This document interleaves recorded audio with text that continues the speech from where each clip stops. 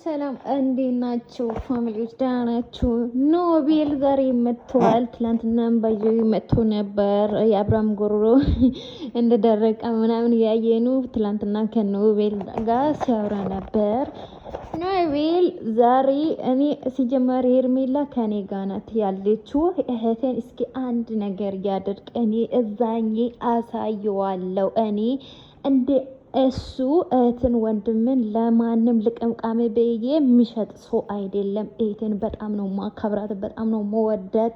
እንደ እሱ ወንድሙን ለማንም ልቅምቃሜ ብሎ እንድሸጣ ሁሉ እስር ቤት እንዳያስገባ ሁሉ እኔ እህቴን እስር ቤት እስኪ ይሞክራት፣ አብርሽ እስኪ ይሞክራት። ወንድ ነው ወንድ ተወልዷልና ይሞክር እያለ እየፎከረ የምትወል ኖቤል ዛሬ አላሳያትም። የኛ ሰላምም የተገኘ እሳሻልዬ ስለታገተችው ነው ምናምን እያለ እየፎከረ ነው ኖቤል። ምን ትላላችሁ?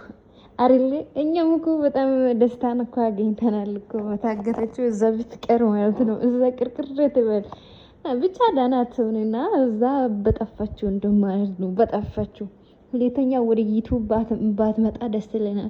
ምክንያቱም ከሷ የምንማረው አንድች ጥቅም ስለሌለ ሁሉም እሷ የምታስተምረው ብልግና ስለሆነ ምንም ትርፍ ነገር የምታሳየው ነገር ምንም ዳና ነገር ስለሌለ ባትመጣ ደስ ይለናል እኛም ማለት ነው። ኖቤልዬ አረ እንደው ማትምጣ። ሩትዬ እስር ቤት ማትገባ ከሆነማ መቼም አትምጣ። እንደውም አባቴ ኖቤል ትችላለሽ፣ ግን እኮ አትመቸኝም ብትሆንም ቢሆንም ማለት ነው።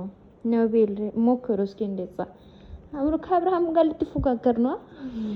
ግጠሞ እሺ ግጠሞ።